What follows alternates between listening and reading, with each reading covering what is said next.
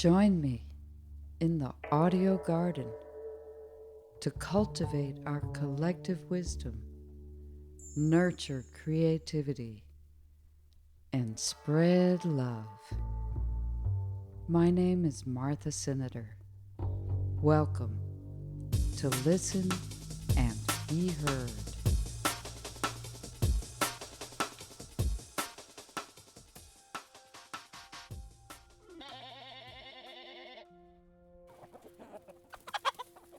Hello and welcome to episode 36 in the fall of season 1 of Listen and Be Heard. My name is Martha Senator, and I have put together a varied bouquet of flowers for you to enjoy today. Most of them were brought to me fresh from the field by my co-host, Tony Robles. He traveled to Charlotte, North Carolina last weekend for the Fall Conference 2023 of the North Carolina Writers Network, which connects, promotes, and serves not only writers of North Carolina, but any writer who wishes to join them. He spoke to the executive director, who has a new book out. Poets, historians, memoirists, publishers, and a poet laureate about the state of writing, the mental state of writers, and their thoughts about banned books, too. I have put together a mashup of his conversations, and our associate producer, DJ Jeannie Hopper, made a special mix of their comments about banning books, so please listen up for that a little later.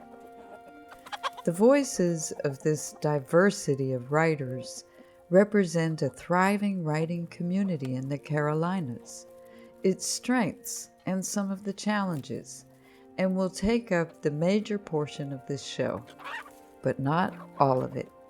In the second hour, we will sample some heirloom stories from a boyhood in Brooklyn when we hear about the Mercury Man, a collection of short stories by Frank Gioia.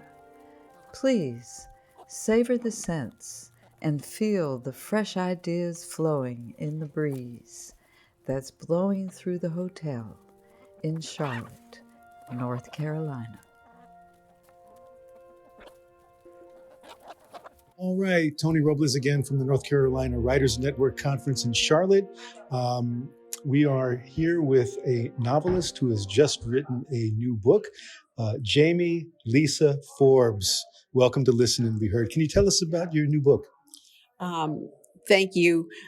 Eden is my latest novel, and it actually came out in 2020, and it was a finalist for the Sir Walter Raleigh Award for Fiction for that year. Mm-hmm. Eden is a book about central North Carolina in the 1950s. It concerns a character, a young boy, Rowan, who kind of loses his place in the society and finds a much younger child, Eden, who's even in a worse position than he is. And so the crux of the novel is, what is Rowan going to do to get out of his sort of comfort zone to help others, including this child that he grows very fond of, Eden? That's the crux of the novel. What in a very stratified racial society, what are you going to do? How are you going to extend yourself to help another person? That's the crux of Eden. So the whole challenge is, it's kind of like what plagues society in this day and age, that, nobody really has to do anything, but we're all mandated in some way deep down to do something. Now this takes place in the 1950s in central North Carolina? In central rural. I tried to create an environment that was very isolated, very rural. That's the environment I was kind of aiming for, based on my own travels to rural North Carolina at a much later time. I tried to imagine all of it back in the 1950s. Ron Rash, in one of his novels, has a character that says the line, landscape is destiny. Can you talk about the challenges or what the process was in crafting a setting for your novel? Because, that I would assume entails research and things like that. How extensive was that for you? What was that like? Well, first of all, I had a job in the early 2000s that allowed me to travel to these places. And so I was from Greensboro. And so going to rural North Carolina was a very big eye opener for me. But I did love central North Carolina. I did really love it.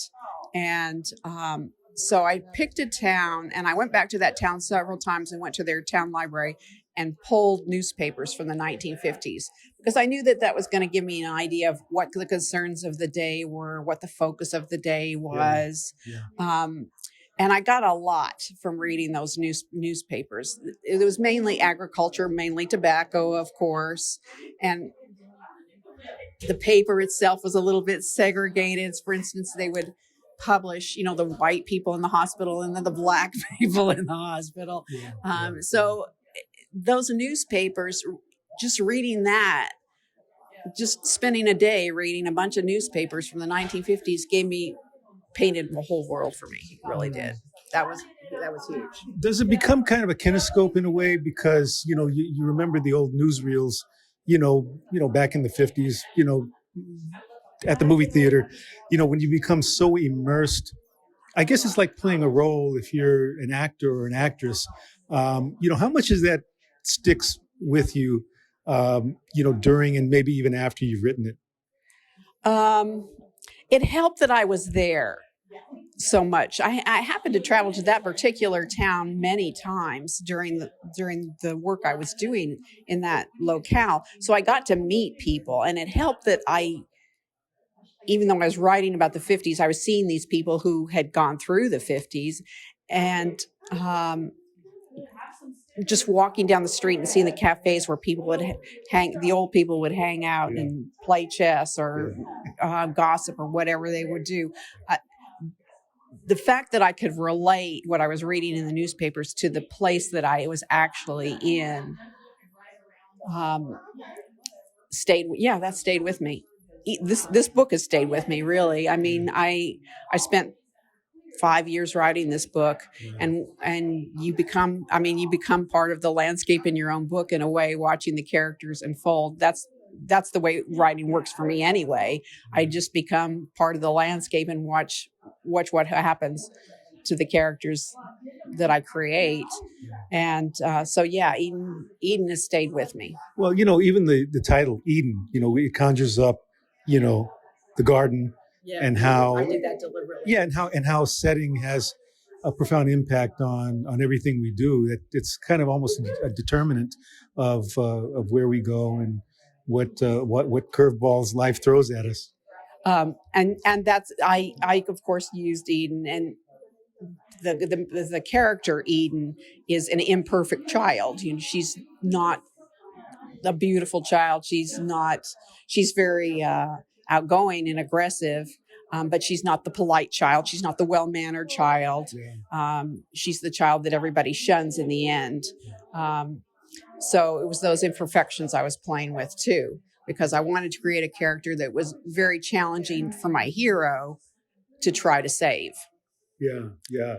No, that's very, very interesting, and it looks like it was just a real transformative, process for you. It was. There's the old adage in writing that, you should write what you know, write what you know. What does that mean to you? And do you have any different twists on that advice?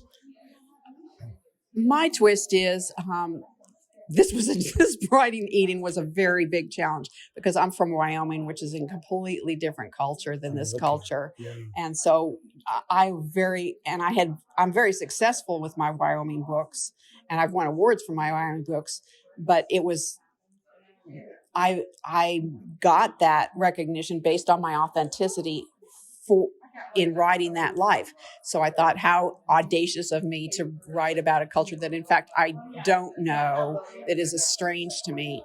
And I mean, that's why I took such time to go back and read the newspapers and hang out in the locale and talk to people, so I could find the window in. So yes, I do think it's not necessary. It's better if you write what you know, yes. but you can get to know where it is that you want to be. If you're wanting to create, a world on some distant planet, well, then know it the same way you know your backyard. How, your world that you're creating on a foreign planet, how does it work? Where do people get their orange juice? I mean, you can know a place that you haven't been to, but you've got to know it the same way you know the real place that you're in.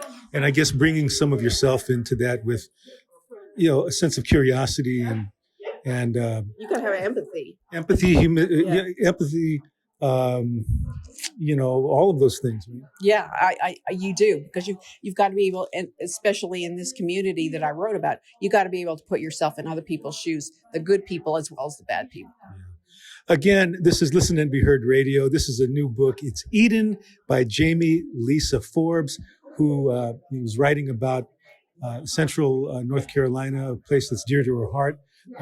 Actually from Wyoming, so making that big leap in locale. For people that, for our listenership that would like to know more about you and perhaps buy your book, how can they go about doing that? Eden is on Amazon and Kindle, and you can also buy the book at any bookstore. You can order it from any bookstore. I know Scuppernong Books in Greensboro carries it, if you want to check out more about me, my website is www.jamielisaforbes.com. Again, www.jamielisaforbes, that's F as in Frank, ORBES.com. She also has a book called The Widow, Smalls, and Other Stories, which I'm assuming is short fiction. She was awarded the winner of the 2015 short stories of The Widow, Smalls, and Other Stories. Congratulations on that. Also, another novel called Unbroken, which, was an award winner of Women Writing in the West. Best Contemporary Fiction. This was awarded in 2011. Once again, Jamie, thank you so much. Congratulations on your success. Hopefully the success will continue. Again, this is Tony Robles from Charlotte at the North Carolina Writers Conference, and this is Listen and Be Heard. We are in the conference room right now, stuffing ourselves with candy and washing it down with water. We're speaking with a couple of writers, some attendees. We have Paul and we have Bryn. Why did you become a writer, Paul? I've always enjoyed the craft and the challenge of creating something new and bringing it into the world and having people sort of experience the way I think about things sometimes. Mm-hmm. Were you considered an oddball early on? Say again? Were you considered an oddball early on? No. Never. Periodically, I may have been considered an oddball. But... We're here with Angelo Jeter, who has just done tell us about it, Angelo. Yeah, for sure. So I led a workshop called Sticks and Stones, Turning Grief into Verse.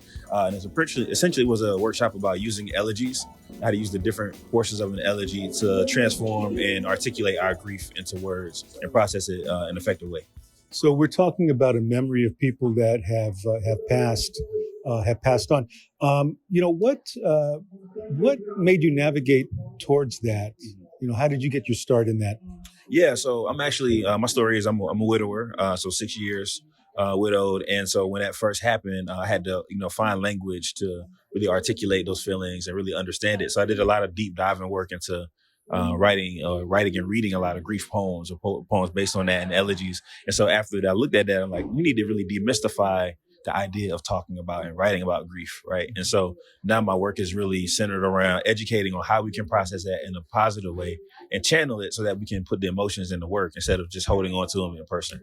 Can you give us maybe 2 or 3 guiding principles, for our listeners that might want to employ that to articulate their sorrow for people that have passed on or people that might be in very bad health and might be passing along soon? If you could maybe have a couple of things that you could share. Yeah. So the first thing I would say is, don't feel like we have to write the quintessential grief poem or it doesn't have to be encompassing every single thing. Right. So, center on a singular moment or a singular memory and write about that thing. What did it look like? What did it feel like? What emotions were you feeling at the time? What did you deal with? Right. And use that as a way to process through that. Right. That's the first way. We also talked about in the workshop, there's 3 elements of an elegy, which is a lament, a praise, and a consolation. So lament is kind of talking about the personal loss. The praise is celebrating the person versus mentioning the loss. And then the third is consolation. So a way to say it's okay, a way of saying that. So putting all 3 of those elements together in the piece makes it effective, and you get the gamut of emotions instead of just centering on the heaviness of it, right? But you can also use each one of those pieces individually and write your own poem that's just a praise poem or just a lament or just a consolation as well. You had me thinking because, when we think of elegy and we think of lament, we normally think about that in terms of the context of a person. But, we can also talk about that in terms of, a city. Yes. Or a country, a nation. Can you maybe just share with us your feelings about that? Yeah. So, I think a lot of times we make grief a personal thing that is based on people, human beings, but we lose stuff all the time. We lose keys, we lose napkins, we lose glasses, we lose countries, we lose situations. And so I think it's still the same emotion. It's just a matter of what you're talking about and how you're talking about it. Right. And so don't feel like it just has to be based on a personal sense of loss from a human being, but we can still talk about the grief that we experience on a daily basis with other things outside of that too. So just don't be afraid to use the platform to do that. And finally, when everything is when you reconcile it as best you can, I guess we're kind of walking our way towards hope. What does hope look like for Angelo Jeter? That's a really good question. So hope for me is really being able to, like I said in the workshop, is grief is a gift and poetry is the wrapping paper, right? So the fact that we can even talk about it, right, is something that we should be hopeful about, right? That we had this experience, we dealt with the thing, but we survived the thing, and so that in itself is hope for me. That's beautiful, and you know what? I feel, even more hopeful, having just talked to you. For those that want to know more about your work and the things that you're doing, how can they do that? For sure. So you can definitely check out my website, which is angelojeter.com. And I'll spell it ANGELOGETER.com. There. Also, if you're on social media, specifically Instagram, my hashtag is, my username is Iambic, which is EYEAMBIC. And then and I have a book out called More God Than Dead that pretty much is a book about grief and loss and resilience. More God Than Dead? Yes. And who's the publisher? Muddy Floor Press. Muddy Floor Press? Okay. Again, Angelo Jeter, thank you so much for talking with us here. Can I ask you the same thing? Why did you become a writer? I think I was probably a reader more than I was a writer first. Mm-hmm. I was a big reader as a kid, so when I finally started doing it, it made sense to me. And so I've slowly found my way into stories. I think it was just the first thing I loved, and it made sense to me. That's an operative word, love, because we wouldn't do that to get rich because we're not getting rich. If anything, what do you not like about being a writer, Paul? Sometimes it's hard to be creative, and it is a lot of hard work, and I don't think people realize that. We have Crystal Simone Smith. She is with Backbone Press. Crystal, welcome to Listen and Be Heard. Now, you're the editor of Backbone? So I am the founder and the managing editor, and I do have a team of editors that help with the production of the press. Well, I see you have your books here on a table and display here. Can you tell us about the press, how long the press has been a press, and what kind of poetry what you emphasize in your publications? So they are not my books. It is a community effort. Obviously, any small press or indie press is concerned with just getting good work out into the world. And so we've been around about 10 years. Started a while back. We knew that we wanted to have a focus on poets of color and marginalized voices because there are tons of indie presses, but not very many of them focus specifically on poets of color. So we knew we wanted that niche, and we've done pretty good job with it. We've helped launch some careers of some poets that didn't necessarily have any visibility before they published a chapbook with us. And we have about half the books here. We have a whole catalog of emerging poets and established poets, and the topic is, that can vary, but the idea is just to amplify these voices. Can you tell us about some of the poets that are on your table right now, whose books are on your table? Yeah, so we have our it's very, like I said, it's very rangy. So we have emerging poets, we have people who are spoken word poets who are writing their first, literary or collection of poetry. We have people who are established, like Chris Slaughter, who How to Hurt, this book right here. He's a Brooklyn poet. He teaches in Brooklyn, and he's been around a long time. So this is his first chapbook, and I'm very proud to publish that. And then we have Angel Dye, who is a professor and a scholar and an academic, and this is her first book. So it's just a range of folks. The winner of our contest, I'll grab this book here. Sorry, I'm going to say his name wrong. D. Kalili McKenzie, that's his name. It's called The Manna of Salt, and he is Hawaiian. Oh, okay. And so this particular, and like I said, you can be writing about cultural experiences. This particular book, The Manna of Salt, talks about family. It's very ceremonial. It also talks about food and, health disparities that come from eating too much salt. So very lyrical book, very beautiful book, and lots of language. Well, I know that, the diet is a real issue with that community in Hawaii. I lived there for a couple of years. I know that they have a very rich literary thing going on there with Bamboo Ridge and a lot of those presses over there that have just a myriad of voices. You as a writer, and then, being on the other side, editing and looking at different authors, what is it about a poem that makes you say, okay, I think we can work with this person? Are there some touchstones that you kind of go to? Yeah, when I look at I should be clear that as the managing editor, a lot of times I'm not the only person looking at these submissions. But the manuscript for me, I tend to read through the first 5 poems, and I can tell if there is enough substance, if the person's lyrical, if there's a theme happening with the manuscript. And that's sort of where I start. And so I'm not sure how the rest of my editors approach it, but that's how I approach it. And we go from there. And a lot of times this particular book, she won last year. This is Lindsay Young, In Your Absence.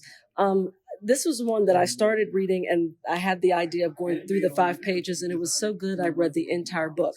That's when you're like, okay, that's a no-brainer. That person's going to be published. But and like I said, poets write about everything. They write about grief. They write about love. They write about food, So it's not necessarily so much of the topic as the, quality of the poems. Let me ask you too, being, a managing editor and a writer yourself, what brought you to writing? How did you become a writer? And were there writers that you read early on that inspired you and made you gravitate towards it? Yeah, I kind of came to poetry in a very organic way, or I would say it's a typical way. Both parents died, and so I was grieving, and I went to writing as a respite to sort of deal with all of that. And I started writing, and I wasn't really well read, right? I didn't know a lot about poetry, but I was lyrical, and I do attribute that to listening to a lot of hip hop in my life. But I was a naturally lyrical writer. And so from that, I began to sort of show it to some established poets who were friends of mine, and they said, you should send this out. And so I was being published in relatively decent journals without having any understanding truly of the craft. So then I went to MFA school to really hone the craft. And that's basically my start in writing. But yes, one of my my favorite writers that inspired me the most is a writer named Lucille Clifton. And I think that's true for a lot of African-American poets. But she was just very succinct, very, very powerful, but small poems, but powerful poems, and very accessible poems. And that's what I liked about her work. And that sort of was a springboard for me to start writing regularly. Does one need an MFA? I would not say you need an MFA, but you certainly need to understand craft. And that was missing. And I think you can do that in a number of ways. You can come to conferences like this and take master classes and get all the tidbits you need to sort of do things well. But I wouldn't say you need it. But if you're serious about wanting to become a writer, I would recommend it. There's the thing about confidence that, writers need to have it to really break through, to have a belief in themselves, to be fearless. How do you negotiate that with humility? Yeah, it is a brutal business. If that's what you're asking, it's a brutal business. You learn rejection. You learn so much of it is in that critique, right? You receive rejection, you receive feedback, you give feedback to others. It's a give and take. I always tell people, if you're writing for yourself, then you just need to have a diary and journal at night. But if you're writing for an audience, you might want some feedback. You might want to be able to look at your work and step back from it because it's very close, right? Your work is very close. So you need some distance and you need feedback and you need critique and you need all of that. So yeah, you just got to develop a pretty tough exterior, I think. This is the North Carolina Writers Conference in Charlotte. We're speaking with Crystal Simone Smith of Backbone Press. For those that want to get in touch with Backbone, get in touch with you and learn about the writers, purchase the books, how would they go about doing that, Crystal? So we are online primarily, backbonepress.org. Go to our website. You can purchase books there. That's where you'll see submissions for our contest. We also take donations, of course, because we're a small press, so we need all the help we can get. But yeah, and we actually have samples of our poems there as well, so you can even read a few poems there. And in parting, if you have any advice for younger authors, aspiring writers, what would that be? Oh, advice for aspiring writers. Do not, this is going to sound very cliche, give up, right? We talked about being tough in the business. I think that if you love writing, just keep writing and don't put the pen down. It's easy to do. Rejection and all these other things come into play. But if you like writing, I would say just keep doing it. Let me ask you this. Are you satisfied in being the liar? Yes. The lie that tells the truth. On a scale of 1 to 10. Which is 10 like comfortable being liar? Yes. I'm about a 9. A 9? Well, I mean, I understand the ethics of it, but I think that emotional truth matters.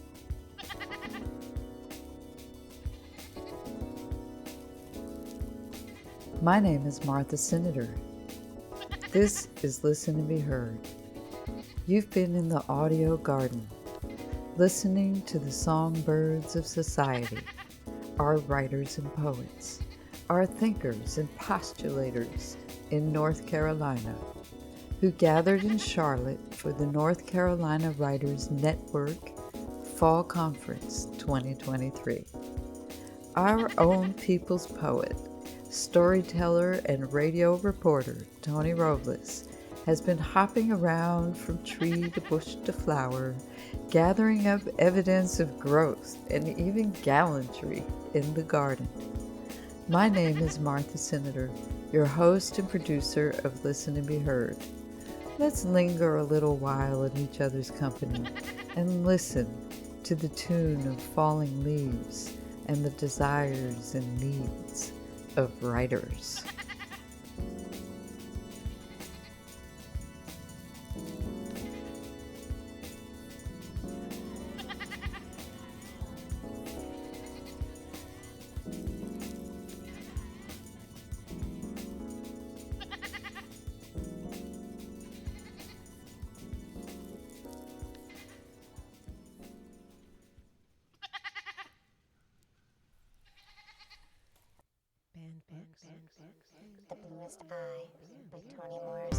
Once it's heard, it can't be unheard.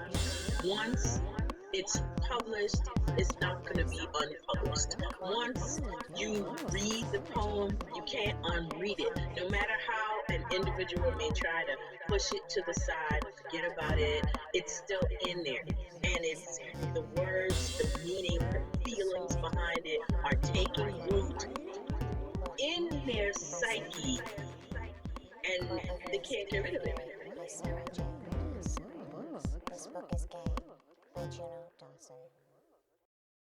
If we're going to silence voices, how will we ever know truth? Yeah, I think you should just get a list of the banned books and read them. Like, I think they're promoting the books, and you need to get a copy of it. People are banning books, are a very small percentage of the country. And often I think they're doing it for attention as opposed to actually being concerned about what the book says or does. I read all banned books, so if you ban a book, I'm buying it. You're working against your goal, and why would you do that anyway? Having books banned, I mean, books are literally the thing that keep our entire civilization running. The idea of recording the written word and the spoken word has kept our civilization running. So the idea of banning books, and the idea of banning books specifically for representation, which we all know, representation matters so much, especially to the younger generation. If you take representation away from younger people, then what is left for them when it comes to them dreaming and imagining what they can be in the future?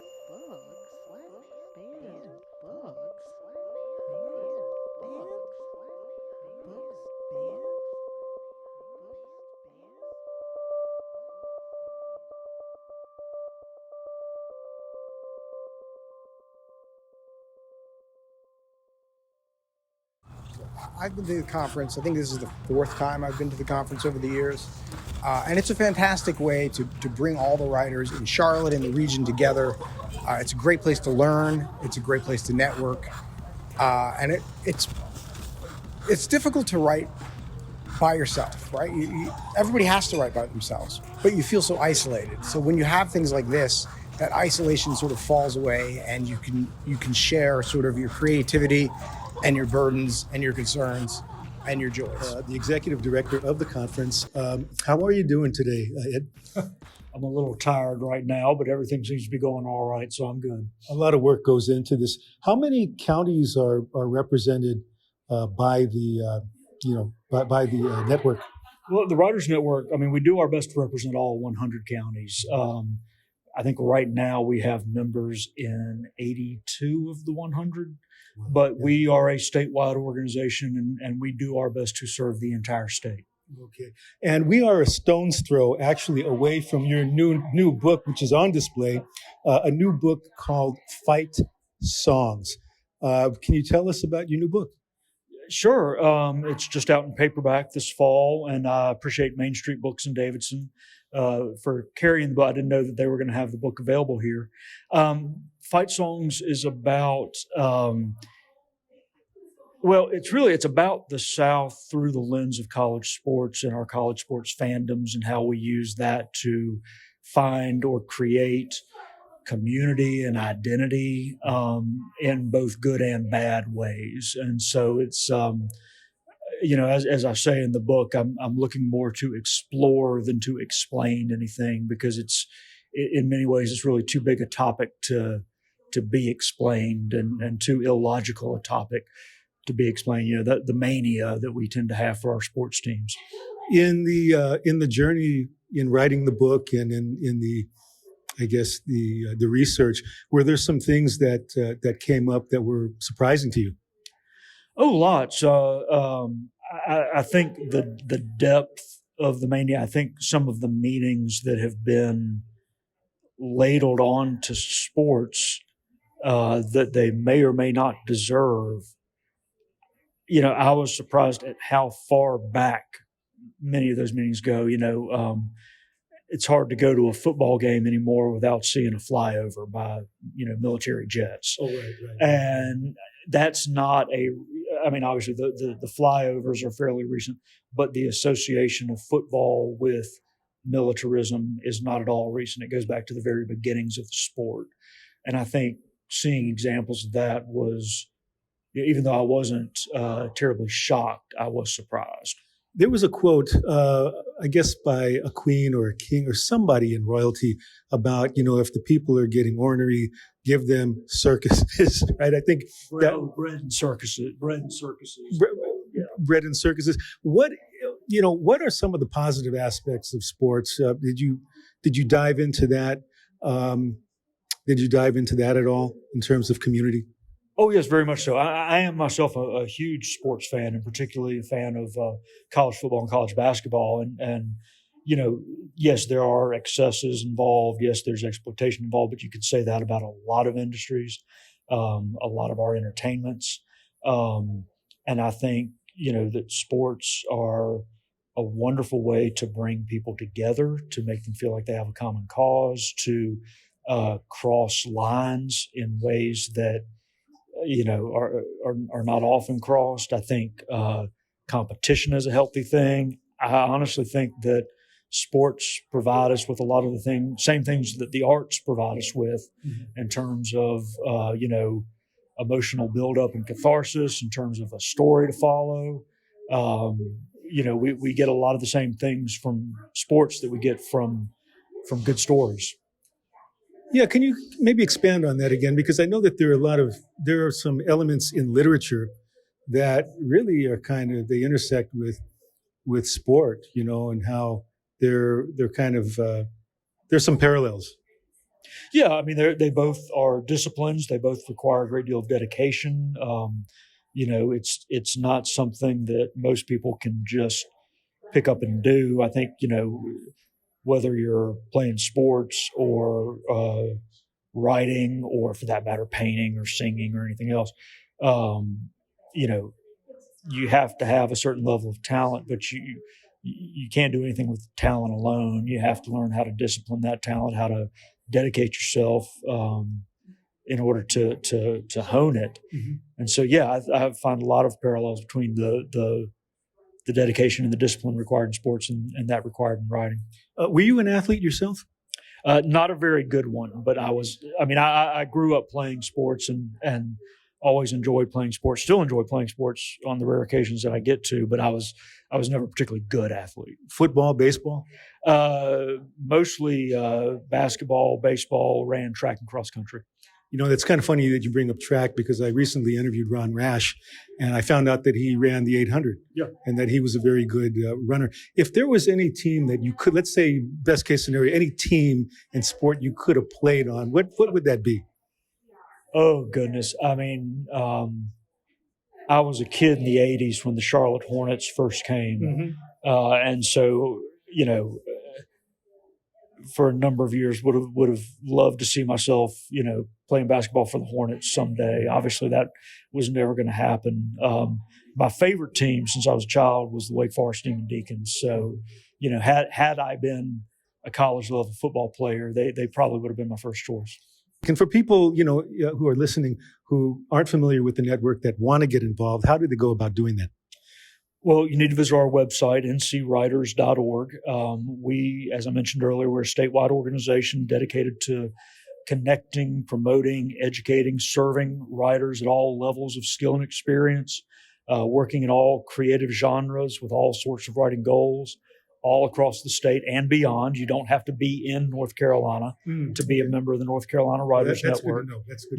Yeah, we're open to all writers. We try to be the biggest of Big Tent organizations. Anyone with an interest in writing is welcome to be a part of the network. And again, visit our website, ncwriters.org.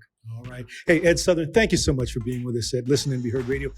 Yeah, this is the second time of my conference, and I'm fortunate enough to be able to teach here, so I'm getting to hear a lot of voices from not just Charlotte, but the region, because the network does this all around North Carolina. And I think, as Paul said, just writing in the cold could be challenged, especially in the last few challenging years. So being around people, hearing voices in community, it's just a reminder of like the power of literature and writing. It looks like, you have a table here and you have a Poetry Society. Let's see, it looks like you have a Poetry Society journal and poetry contests. Whole manuscripts.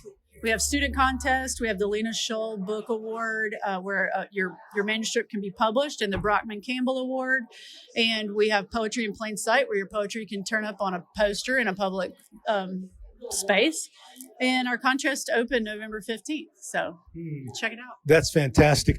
Paul, and we'll wrap this up. What are some of the changes that you've seen over the past 30 years or so, in your involvement? How have things grown, and what challenges do you kind of see in kind of keeping things going for the next decades? If you mean for the Writers Network, that's correct. Yeah. The challenges here have been constantly a change between ways of publication and avenues of publication and ways that writers can reach out. Mm-hmm. So self-publication, for example, was frowned upon and difficult to do. Now it's quite easy because you have things like Create Space and others that give people a chance to put their work out, but also the distribution systems and bookstores are much more restrictive than they were in the past. So you have less community bookstores. Even community bookstores look askance at self-publication, so distribution is hard there. Small press publication is also harder to get distribution for, even if it's a very legitimate small press. So it's hard for the local bookstores to find their meaning. There's also a monopoly in distribution by Ingram, for example. So if you're not distributed by Ingram, you're not going to be in even the smallest mom and pop bookstore. If they get everything through Ingram, it's very hard to get around that option. So I've always felt like the enemy of independent authors is not Amazon, because they'll distribute your book. It's Ingram who won't distribute your book.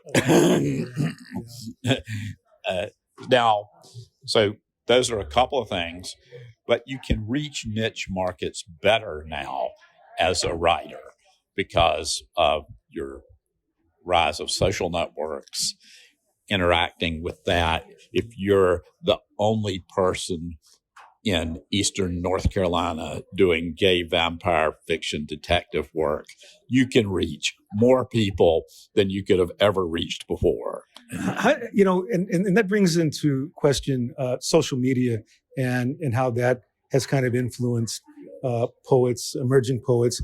How do you find that kind of has played out over the last, dozen years or whatever? Well, I mean, you've got Rupi Kaur, who's making her whole living off of Instagram, right? She's an Insta poet. And so you can start getting an audience with TikTok, with Instagram, with Snapchat. You can build your own audience before you ever put a publication in somebody's hands. So you really have an opportunity, I think now more than ever, to be heard, to get your work out, to build an audience, and to, be a poet. All right. Alana, Paul, thank you for talking to us. What are you reading right now? I've been on a Victorian jag. I've read Henry James, Jane Austen, although I think she's pre-Victorian. But I've been reading those books, and I think that and I've ignored them mostly in my prior readings, and I just think they're wonderful, and I begin to truly understand some of the things that really drove the creation of the modern novel by reading these. I'm actually reading a fair amount of nonfiction right now, both in progress because I'm teaching some workshop stories, and then also I'm reading a colleague's biography of HD, Hilda Doolittle, which is great, and a lot of shorter essays from like Best American and other anthologies. Fantastic. Hey, thank you so much, Bryn Chancellor and Paul. How do you say your last name? Paul Kurzea. That would be a Kurzea. S1E36 authors, Hillary Green and Brenda Wilson. Hillary, I caught part of your presentation at lunchtime. Now, you're a researcher. Can you tell us about your work and the things that you're doing right now? So one of the things I'm doing right now is I research the history of enslavement at colleges and universities. I started my work at the University of Alabama and Tuscaloosa because of a student questioning who were the enslaved people there and why were we learning it on the campus.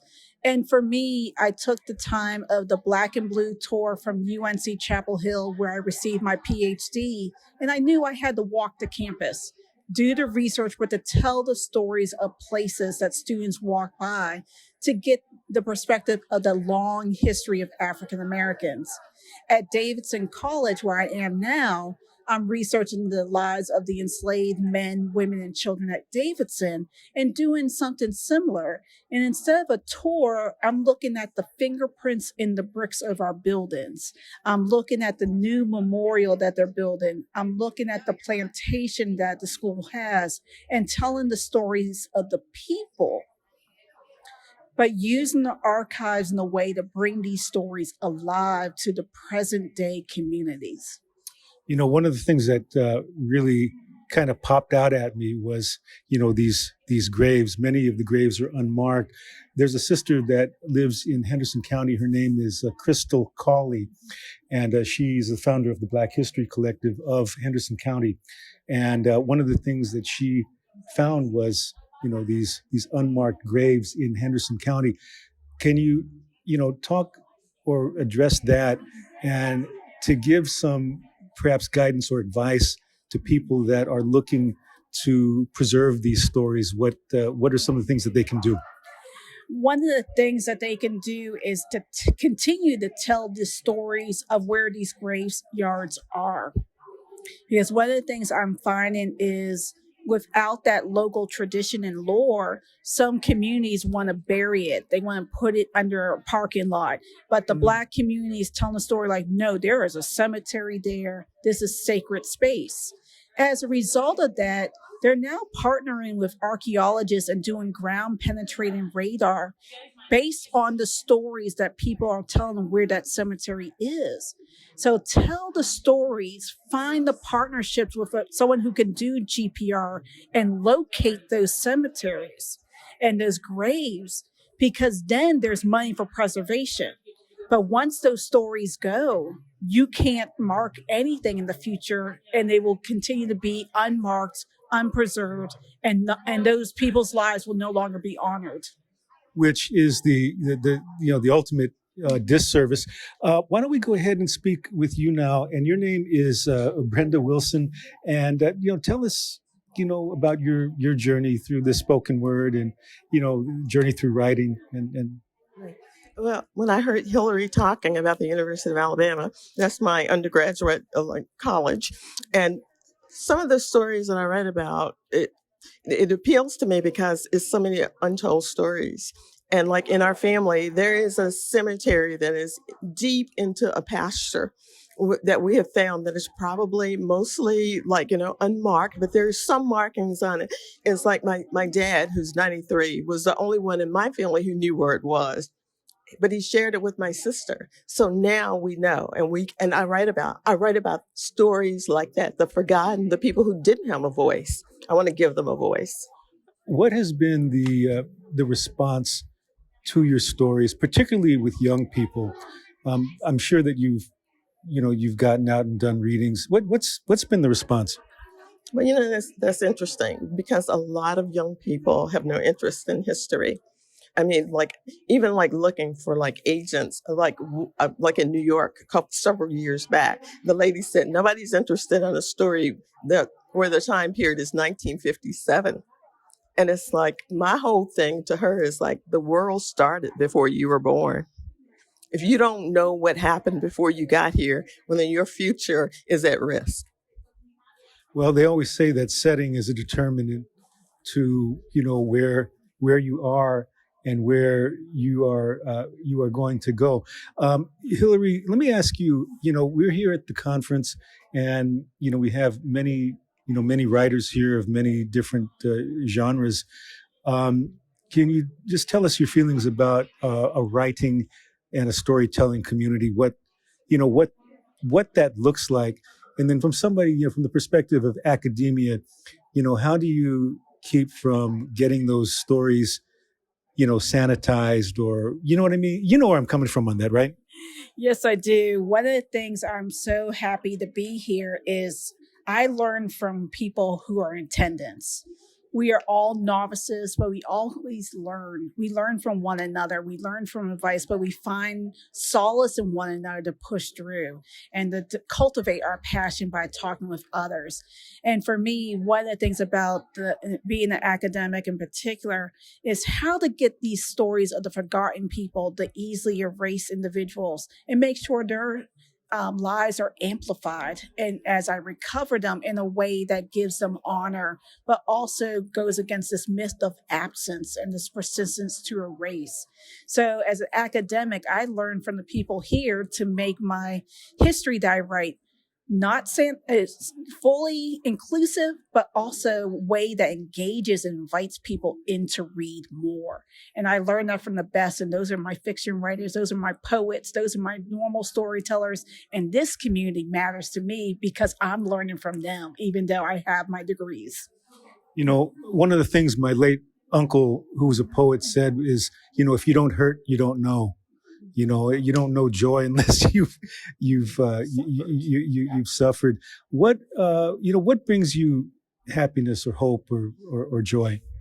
I think what brings me hope is when somebody reads my work and they connect to the point that they want to question what they thought they knew. They want to question what they thought they believed. And so I think that gives me hope for the future, is that when people read your writing and say, oh my God, I never thought about it that way. I wish I had been more thoughtful about my family's history when my grandmother was still alive and when my father was still alive, and that I had documented more. And my father was the one who said, you need to take the pictures that we have, the old ones, and you need to write who's in them and what year. And I will give you as much as I know. But, we've lost a lot of that history. I know I've taken plenty of your time, but let me ask you one more question before we wrap up. Were there any writers, when you were coming up, that you started on this journey? Were there any writers that resonated with you that really inspired you? There are two. First, Toni Morrison and Alice Walker. Their beautiful storytelling of Black women's lives and how they get a kitchen right. That I felt I was transformed into that space. They taught me how to set a scene, but also to bring about all the people in their lives and all their fullness and messiness. And those are still my favorite two authors. It's interesting that you mentioned setting, that you mentioned a kitchen, that, a world can be in a room. And ancestors and voices and smells and tastes and all those things can be in that one room and stay with you for the rest of your life. And I guess that's why it's so important to pass those recipes right down. So how do you feel about that? Oh, for sure. It's like my family thinks I'm the worst cook ever. And it's like, but it's like, there's some things that are just home, like the Thanksgiving meal. Whenever you talk about the power of food, you have dressing and you have turkey and there's a pound cake and there's a macaroni and cheese casserole. And of course, from our area, there are peas. Everybody used to, when we were growing up, raise peas and corn and okra and tomatoes. And so to me, that is my definition of home. And it's like those smells. And my mother made yeast rolls. And we would sit in the kitchen and just eat rolls with a pound of butter. So we all probably have high cholesterol. But, that was home. Well, you're making me hungry. We just had lunch. But, when you mentioned the peas and you mentioned corn, and you made me think of the late Randall Keenan, yes, who, rest in peace and love. He's not here in the physical, but I know his spirit is here with us today. Once again, Hillary Green, researcher, writer, Brenda Wilson, also a writer, blessing us with their wisdom and their spirit today. For those who are looking to know more about you and your work, how can they go about doing that, Hillary? I teach at Davidson College, and you can reach me there through the website. And I also post on social media, so follow me there. Okay. And Brenda, I'm assuming your writing is fiction? Yes, it is. Is it novels, short stories? Novels and short stories. Okay. And how can they get in touch with you or perhaps buy your book? I'm at brendacwilson.com. brendacwilson.com. And again, Hillary Green, thank you so much for being here on Listen and Be Heard Radio.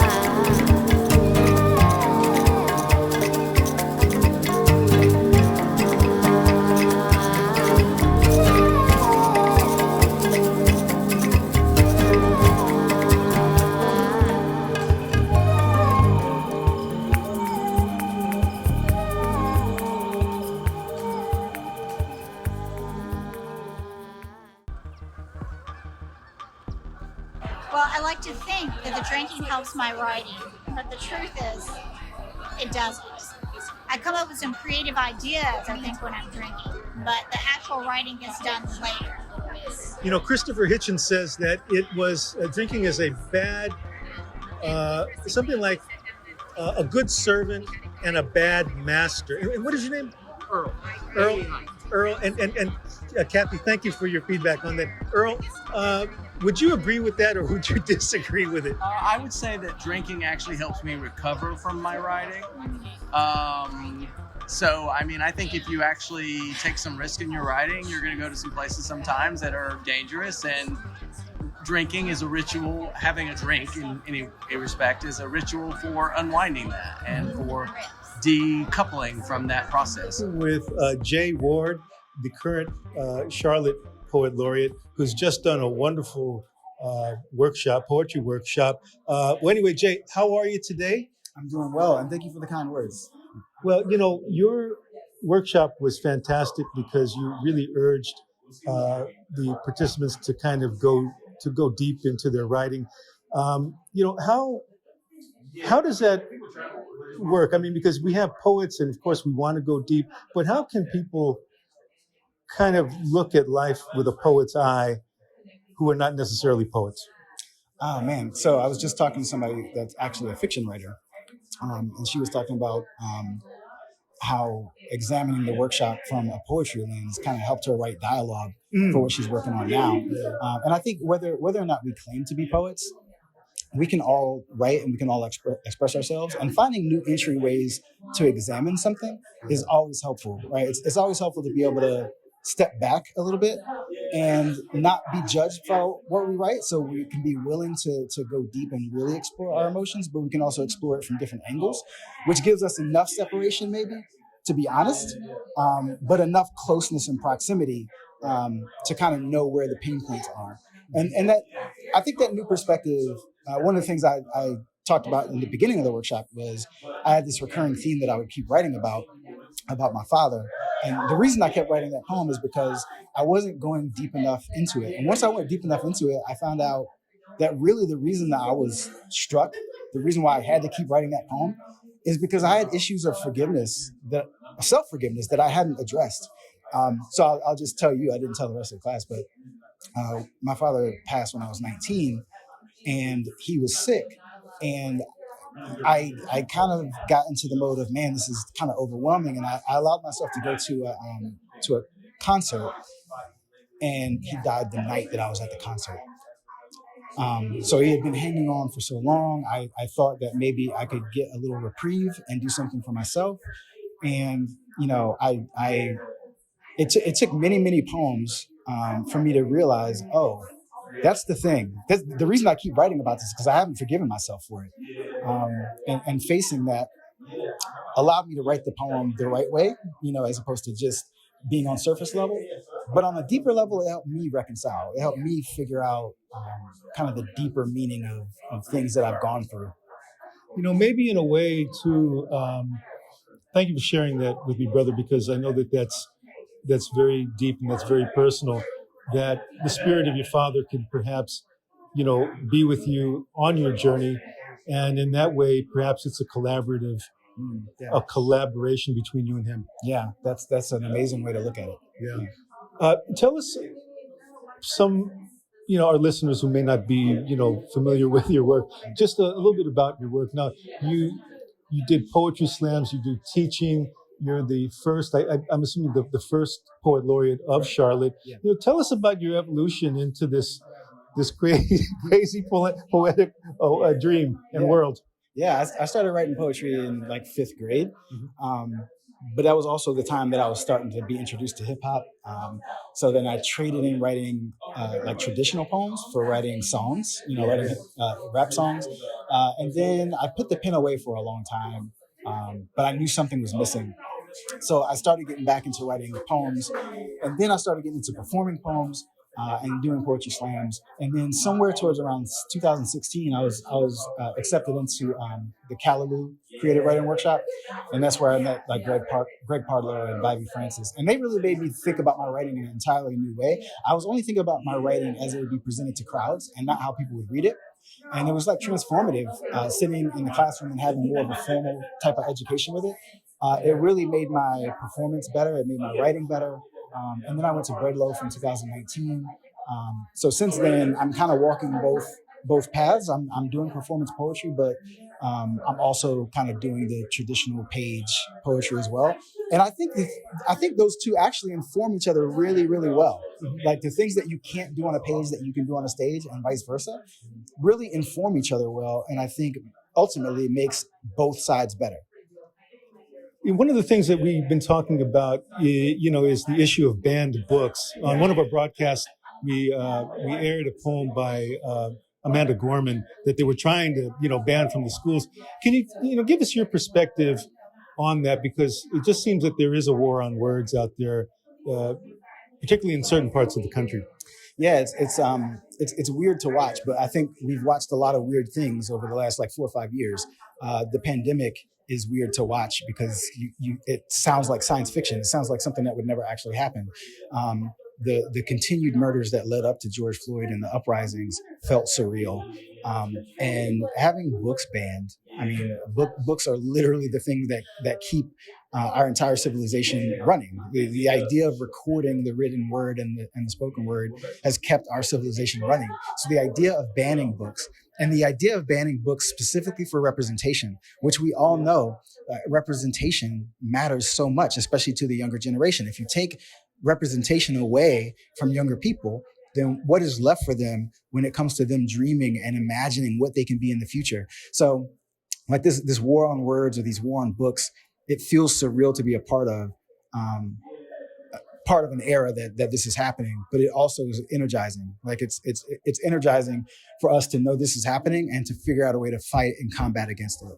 You know, I'm so happy and so moved that brothers like yourself are teaching the word and reaching out and really putting some substance into the work, and that's much appreciated. I do want to shout out to a couple other poet laureates, Glennis Redmond down in Greenville, and my man Tongo Eisen Martin in Frisco, representing Frisco. That's where I'm from, but I do live in Hendersonville, North Carolina. It's But a little bit of a difference. I know. But anyway, brother, again, this is Jay Ward. He's the first poet laureate of Charlotte. He's at the North Carolina Writers Conference in Charlotte right now. We just did a wonderful workshop on going deep in poetry. Now, if people want to get in touch with you, find out more about your work, buy a book, how can they go about doing that, Jay? Yep. My website is the letter J, WARD, poetry.com. My email address is the same at gmail.com. The letter J, WARD, poetry at gmail.com. And on Instagram, Charlotte_poet. And two more quick questions. What was the last book you read, and what is your ideal meal?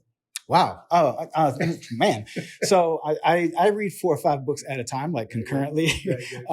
So the last one I completed was Franny Choi, The World Keeps Ending and the World Goes On.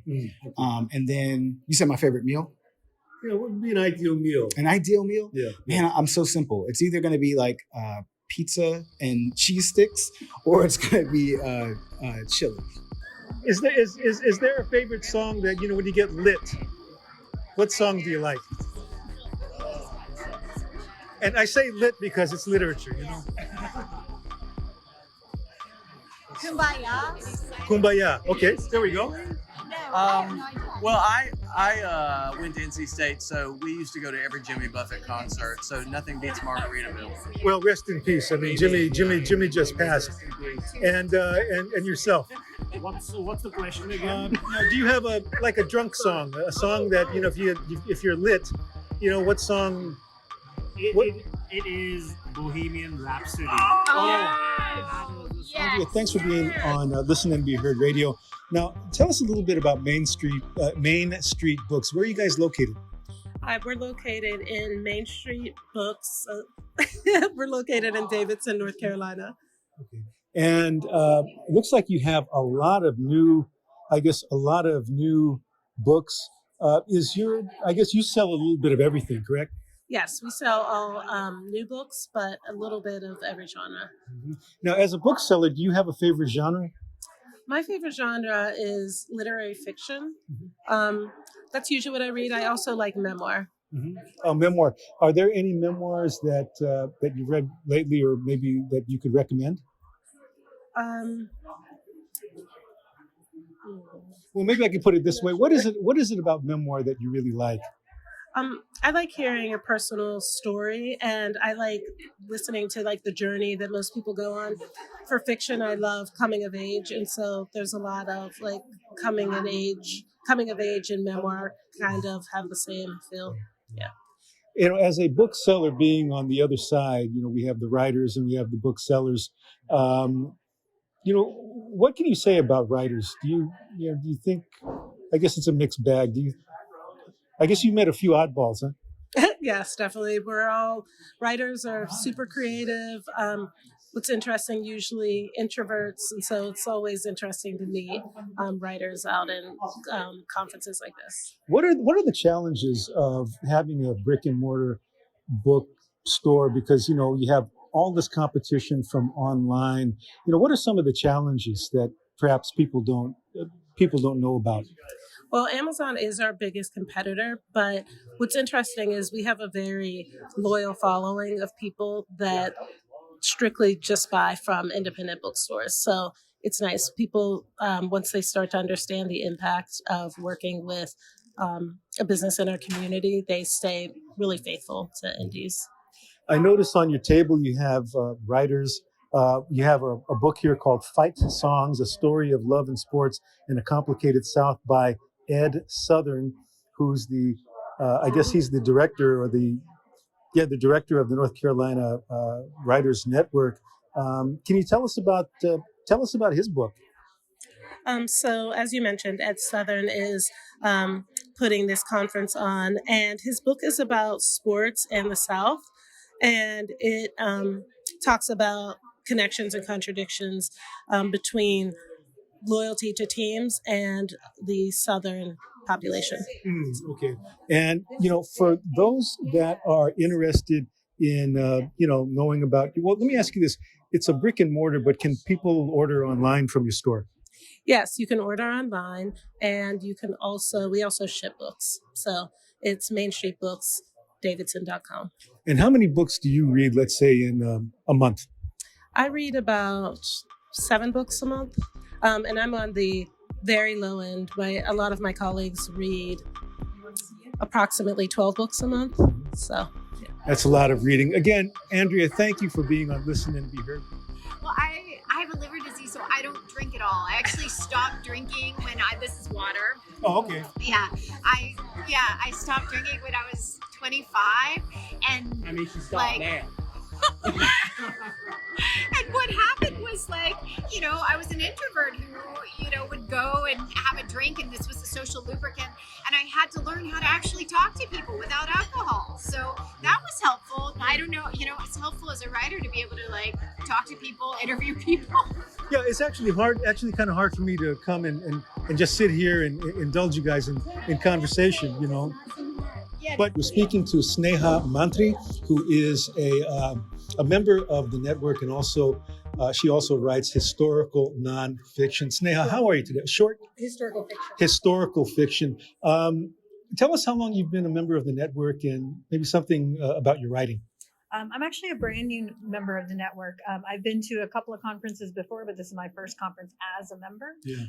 I tend to gravitate towards historical fiction set in the early 20th century. Now, for those of us that are bad at math and numbers, what specific time period are we talking about? So my work in progress is set during World War I. Okay, that would be like 1917. Yep, exactly. Okay. And if you could maybe just give us maybe a little teaser about what the plot is. Yeah, so the main character is a volunteer nurse who gets recruited into a spy network, and she helps soldiers sort of escape to safety through the hospital system and through getting them kind of fake papers and so on. Wow, you know what? It kind of reminds me. I have a friend named Elizabeth Carino, lives up in, I guess, New Jersey. She's a Filipino-American writer, just wrote a book called With Every Ounce of Courage. It's about her mother, who is underground during World War II in the Philippines, who helped, through, so that might be a book to again, Elizabeth Ann Carino, that's Quirino, With Every Ounce of Courage.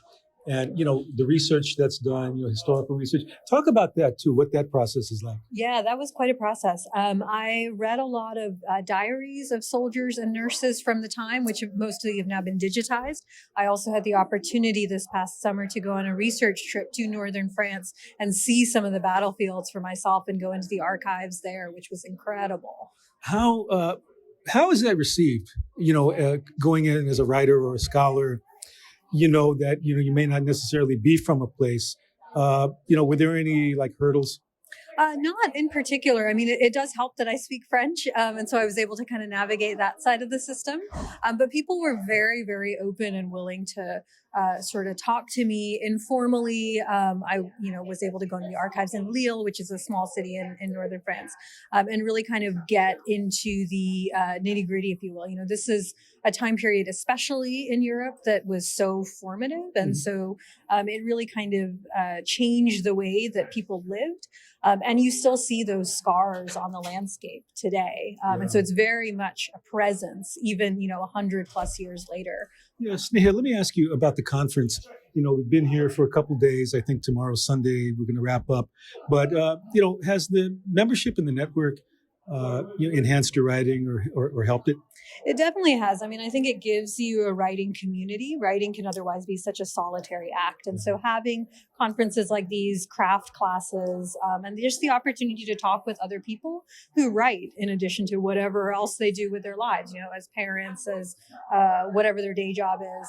But we all share this identity as writers. And finally, because I don't want to take too much of your time, if there's one writing superpower that you have, what would it be? Ooh, that's a good one. I would say description. Okay. Yeah, I love deep description. All right. So the story that you've been telling us about, a preview, that's a work in progress. Is that correct? Okay. Again, this is Tony Robles for Listen and Be Heard Radio in Charlotte at the North Carolina Writers Network. I'm not much of a drinker either. This is like my drink, this one drink here. So I don't, I get a little annoyed at the stereotype of writers, drinking as they're writing and stuff, because it's not been my experience, and not the experience of most writers that I know, because writing is really hard work. So it's kind of the Hemingway-esque kind of fantasy, I think, of what writing really is, but writing is really not that to me, anyway. Let me ask you, is everybody at this table familiar with the song Margaritaville? Yeah, sure. Could everybody do a chorus on just a little bit of the song on the count of three? Just sing a few parts of it. It starts with nibbling on sponge cake. Nibbling on sponge cake, watching the sun bake, and then there's something about a Pop-Tart. All of us tourists covered in oil, strumming my six string on the front porch swing. This is Listen and Be Heard. I'm Martha Senator in the audio garden. I picked some fall flowers and I trimmed up this interview I want to offer you. If you ever want to see the unedited videos of our author interviews, please visit us at listenandbeheard.net. And while you're there, you can play with the play button for WLBH.org, where we are streaming and writing and talking about writing and reading and listening too. Some might say that memoir has had its day, while others claim it's a perennial gift to future generations. Linda Joy Myers, who began the National Association of Memoir Writers, describes the memoir spectrum.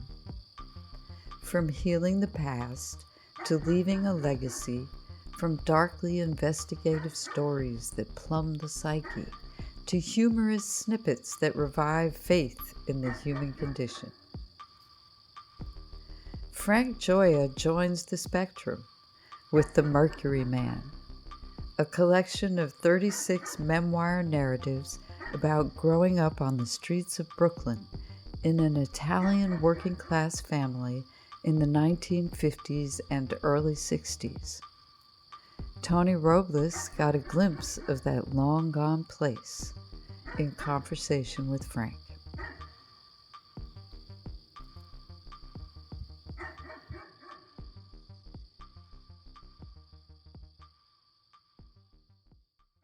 We were playing stickball, dodging the cars and buses as usual, just down the block from my house.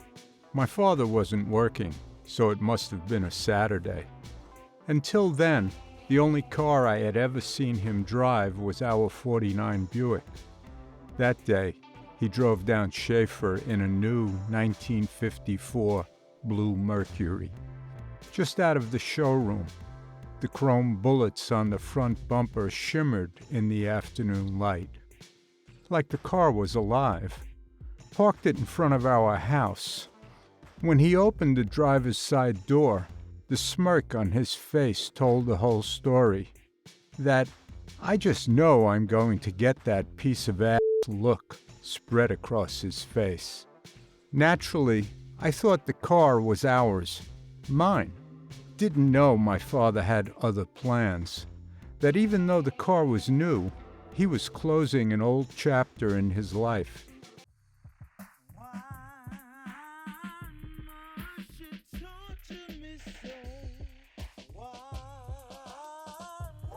Frank Gioia is a writer, an actor, and a playwright. His writing has been published in The Artful Mind. He reads his work regularly at an open mic called In Words, Outwards in Housatonic, Massachusetts. A staged reading of his play 14 Holy Martyrs was performed in the Berkshires in 2016. Frank, thanks for being with us on Listen and Be Heard Radio. Well, thank you for having me. This is a real pleasure for me. I like this. Well, we met in California. I guess it was about a year and a half or so ago, and there's that terrain on the West Coast, but the terrain that you bring to us in the Mercury Man is in 1950s New York. Tell us about the Mercury Man. Well, first of all, why the title? Why the Mercury Man? The Mercury Man was my father. Mm-hmm. My father was not a nice man, and left myself and the family as I was just going on 12. And from that day forward, my mother, who was devastated by the breakup, refused to refer to him in any way besides the Mercury Man. She was referring to a new car he purchased right before leaving us. It was a 1954 Mercury. And so therein came the title. You have a story in here about him that, it just seems like, that scenario was really a coming of age for you in terms of what happened, where you really kind of had to grow up quick, but that part of you stayed with you. And how much of that fuels, your writing? I mean, I know that you're also a veteran, military veteran, but that seems like that was a very profound moment in your life. And how much of that informs your life for better or worse as an artist? I write specifically about a 15-year period. Mm-hmm. From the time I was about 10 years old, when I became aware that my mother and father were not really connecting, and that my father was looking at other women, specifically my aunt Betty. Yeah. And I went through a period when I came out the other side. I was 23 or 24 years old. I had left the Army. And what I write about is what happened in between. The breakup of the family, my joining gangs, using drugs, seeing that my life was really hanging in the balance, and making a decision to join the Army to try and save myself. And basically, that's what I did. Take us to Brooklyn, because, when I think of Brooklyn, and I've never, I've been in New York, but I've never been to Brooklyn. But when I think of Brooklyn, 1950s, I'm thinking Dion and the Belmonts, I'm thinking Jay and the Americans, I'm thinking, there's a certain thing. Tell us about the people. Tell us about the people that influenced you. When I was 12 or 13 years old, I joined a gang. And I was involved in that on the streets for 2 or 3 years. And we would actually have, fights with 25, 30, 40, 50 people trying to hurt each other. An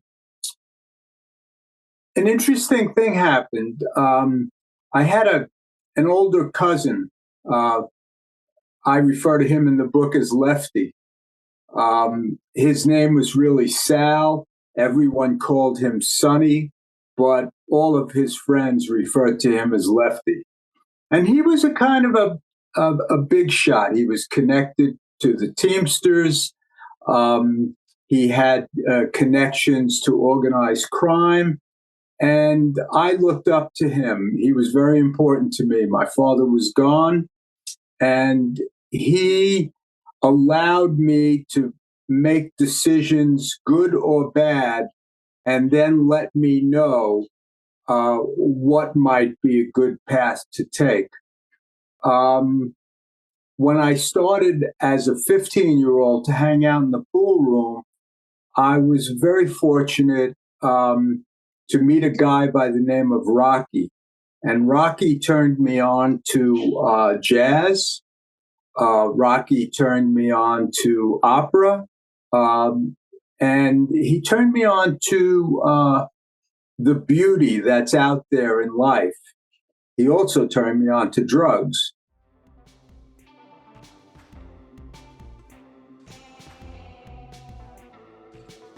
I joined the Army on January 11th, 1963. I needed to get out of the neighborhood for a while, change my scene. The White Horse was gaining on me, and I didn't know if I could outrun it. John had just OD'd, and I needed to leave those memories behind. It was a tough time, losing one of my closest guys. We had played stickball together since we were kids, hung with the Halsey Bops in our teens, and smoked grass together that first time. I had sworn I would never use, but I did. I had sworn I would never shoot, and I didn't get that right either. I can still see him sitting on our stoop, lighting a Lucky and blowing smoke rings. His deep good looks framed by a perfectly combed pompadour and accented by a baby blue shirt that had the collar turned up. John was always ready for takeoff. Unfortunately, he never learned how to make a safe landing.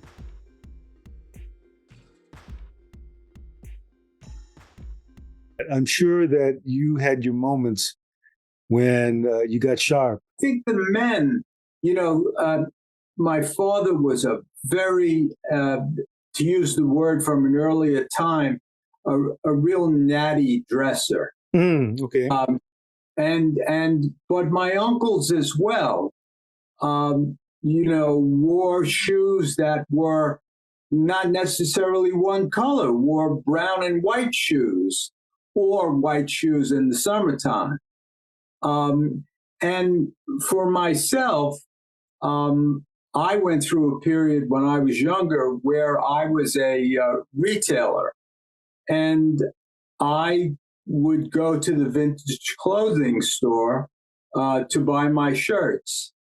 And so all of the shirts were rayon. They were all from the 40s. And to go to work each day, that was the way I dressed.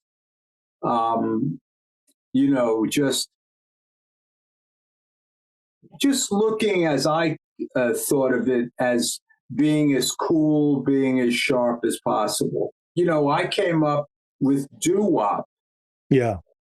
So, the flamingos, the platters, people like that, the moon glows, and the white kids would stand on the corner and try to emulate the black kids. But at the same time, we couldn't allow them into our neighborhood.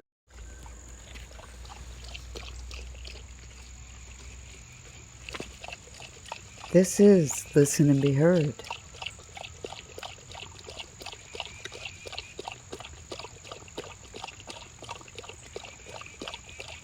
in movies, right? Like you had Bronx Tale, for instance, right? Mhm. Chaz Palminteri, Sure. where, there was, you couldn't go past, if you were Puerto Rican, you couldn't go past this. Then you had the Irish, you had the Italians, you had the blacks, you had the Puerto Ricans. So you saw all of that. Yes, I did. I was part of that.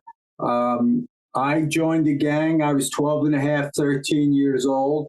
I did that for 3 years. I belonged to a gang called the Halsey Bops. Mm-hmm. And although I remember it fondly, even now, I see it was kind of a crazy thing to do. I mean, you could really get hurt or hurt someone else. People carried guns, people carried knives, people carried baseball bats and pipes, etc. And the intent was to hurt someone else. And if you did, and you could brag about that for a number of days, then you were the man for the moment. Yeah. These stories are very personal, and it's a really a first person account of a neighborhood, of a time period. What's been what has been the reaction? What kind of feedback have you gotten on the Mercury Man? I've gotten some really excellent feedback. When I read in the Berkshires a couple of weeks ago, it was kind of easy for me. It's a place I had lived for many years.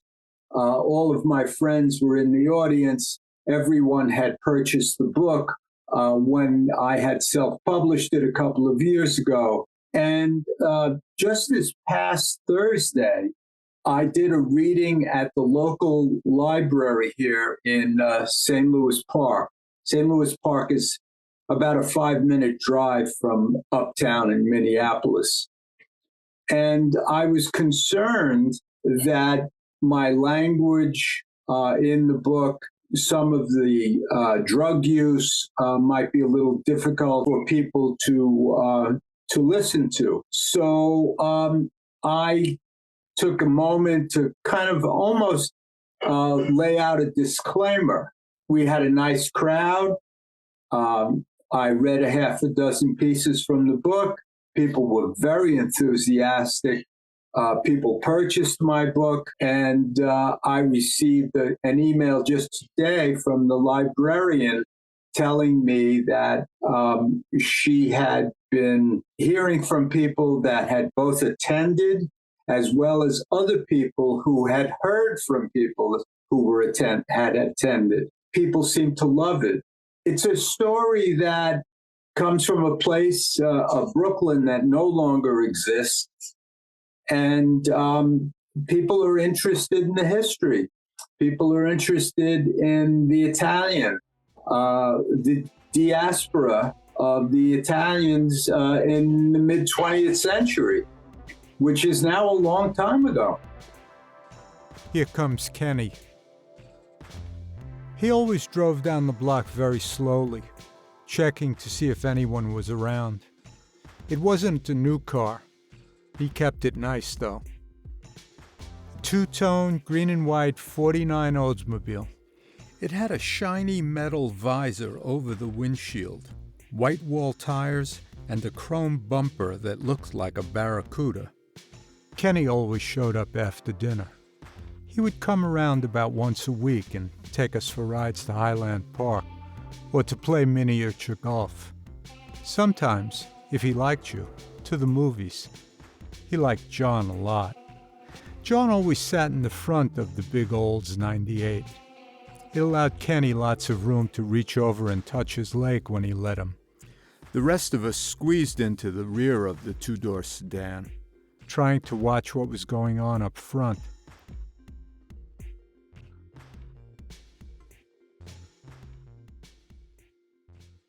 Why should people remember the Brooklyn that you hold dear in your memory? Why should people remember it?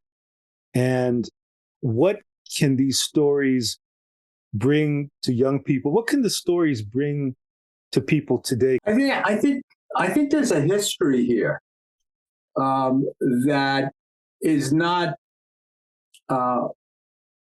necessarily available to people.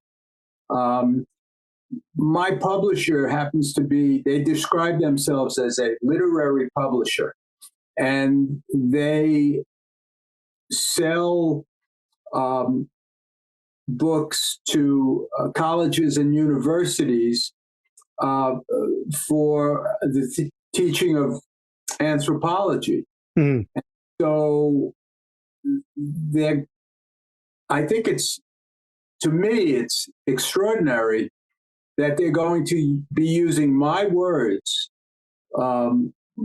my stories, to study the anthropology of an Italian and how he felt about living next to the other. For those who are aspiring or perhaps have had ideas on the back burner in terms of writing, things that are kind of memoir related, what kind of advice would you give to a person like that? I think you have to get started.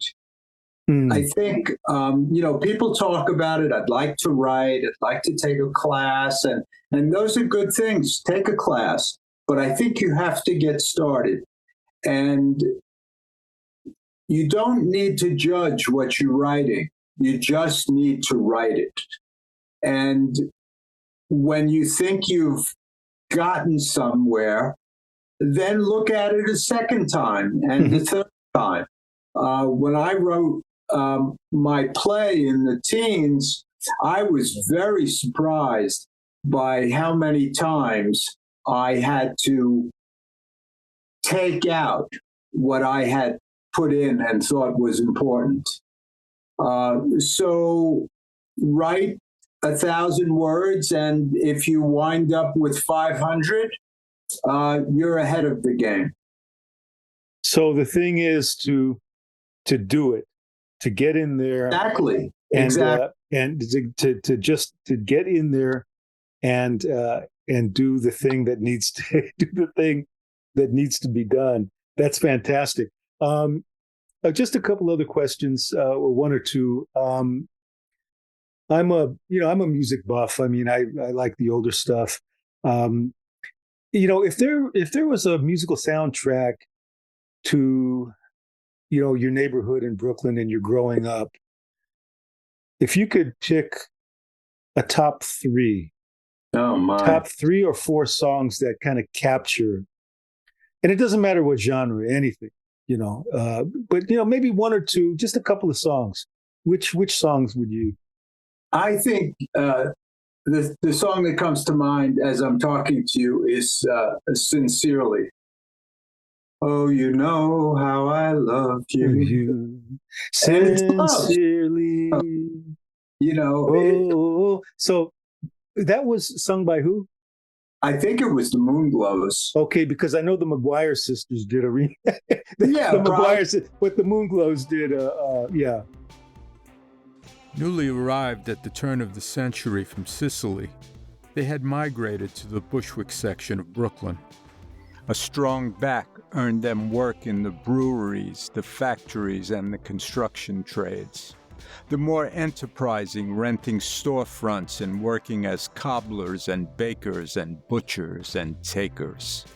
They approached life's end with Social Security checks to put food on the table, but absent love from their children.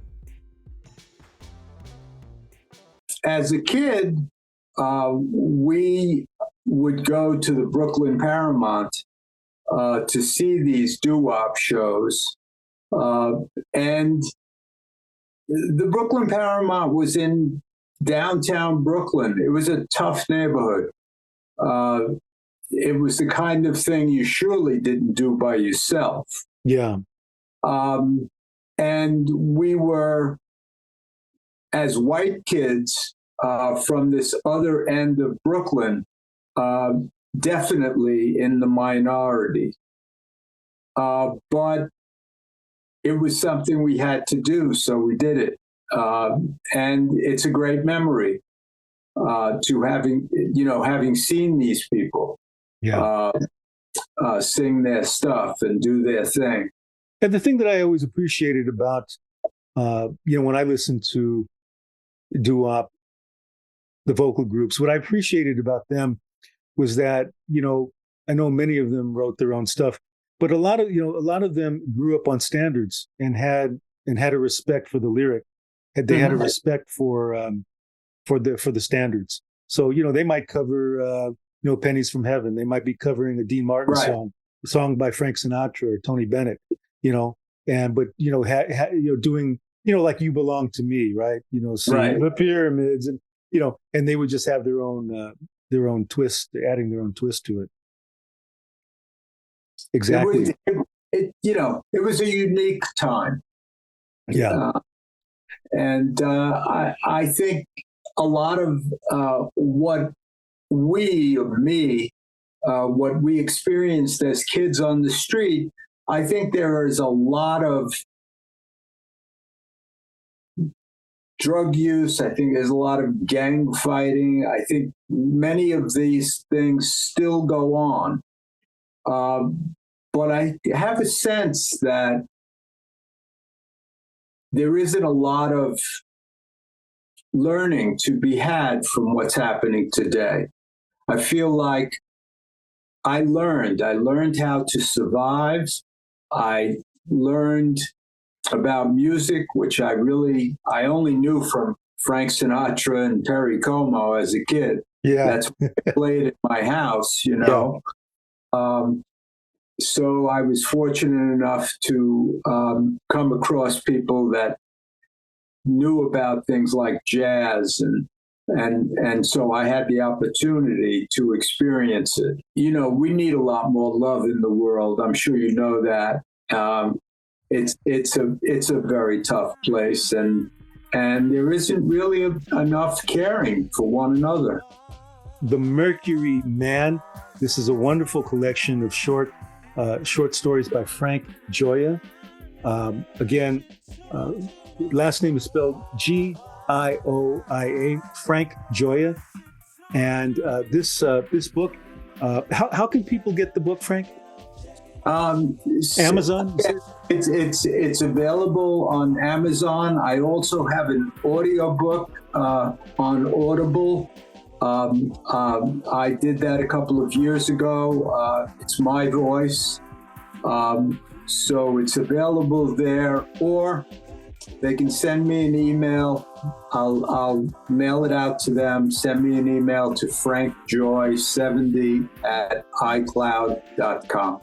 frankjoy70@icloud.com.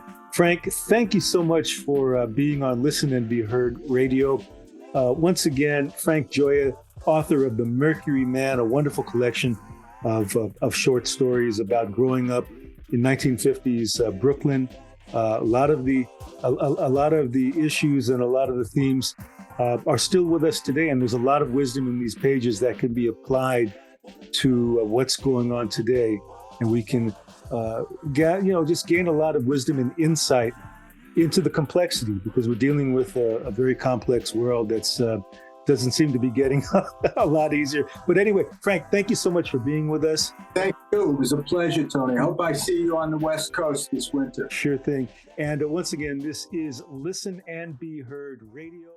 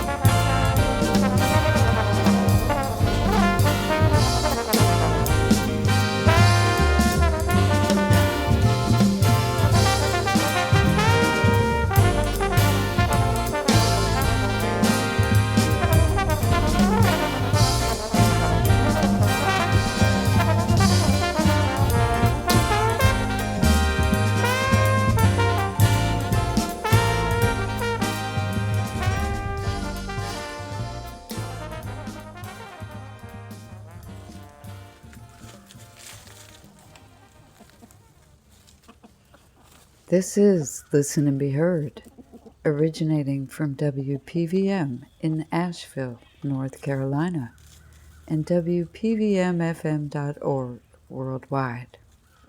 My name is Martha Senator. Please visit us at listenandbeheard.net and tune in at WLBH.org for everything to do with writers and writing. Do you want to be heard in the garden? Please consider contributing your audio content. We grow together when we nurture our network. Thanks to Tony Robles, Associate Producer DJ Jeannie Hopper, and J. Rodriguez Sierra on Instagram at jrodriguezsierra.com for his music. As always, thank you to Davine Dio for the opportunity to bring Listen and Be Heard to Asheville, North Carolina, and the Pacifica Affiliate Network. Next week in the garden, we'll be taking some things from the pantry and serving them slightly differently, while we take some time to give thanks to Mother Earth and pray for our peaceful and prosperous coexistence.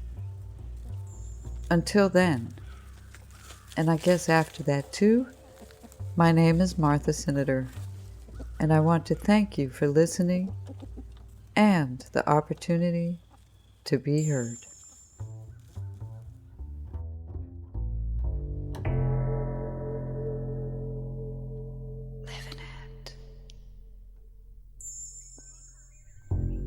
Living it is.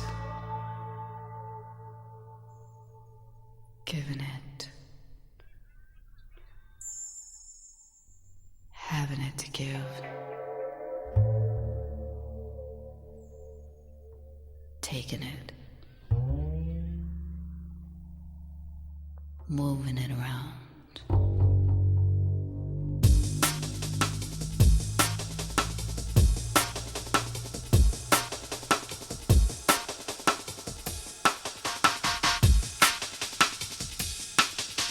Living it, giving it, having it, taking it, moving it, shaking it, creating it, loving it. Living it is loving it. Living it is sewing a coat, investing each stitch with magic, creating a unique design, putting it on and wearing it the rest of your life. Living it is knowing that what you see, what you hear is tangible. It's being a rock in the river and being the river too. It's hearing, you'll never be able to do that. Living it is knowing you will do it. It's speaking the unspoken. It's thinking the unthinkable. It's doing the unexpected. It's quitting before you get fired.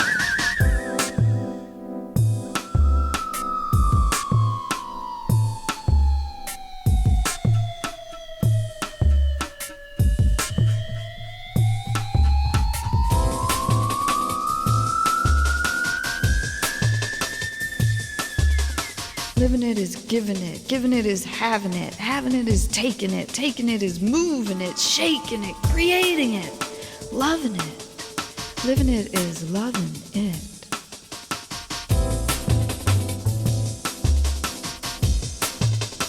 Living it is loving a man you're not supposed to love. It's giving way to emotions, creating commotions, calling attention to yourself. And I got that. Living it is learning from someone who can actually show you. It's cleaning your teacher's house or helping her to find one. It's never ever saying J-O-B. Living it is a one-way ticket and no solid plans. It's smoking a J in a smoke cafe in Amsterdam. It's saying the day is pretty in a strange new city.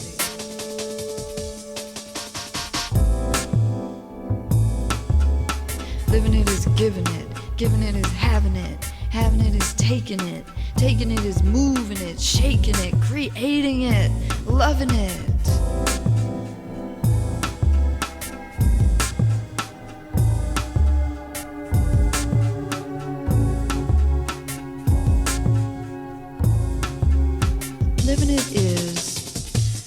nothing to lose and everything to gain. It's putting all of your charms and attributes, every single one of them, to good use. It's knowing the kindness of strangers and love for sale. Living it is knowing where to buy rice and beans in bulk. It's knowing herbs are cheaper than doctors. It's keeping it together when you're falling apart. It's writing poetry to ease a broken heart. Living it is knowing the stage, looking into bright lights, late nights, barroom fights, fantastic sights, inspiration,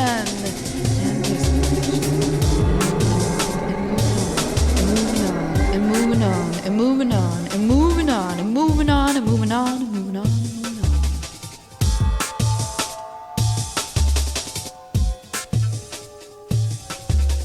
Because living it is giving it. Giving it is having it to give. Having it to give is taking it, snatching it, moving it, shaking it, creating it, loving it.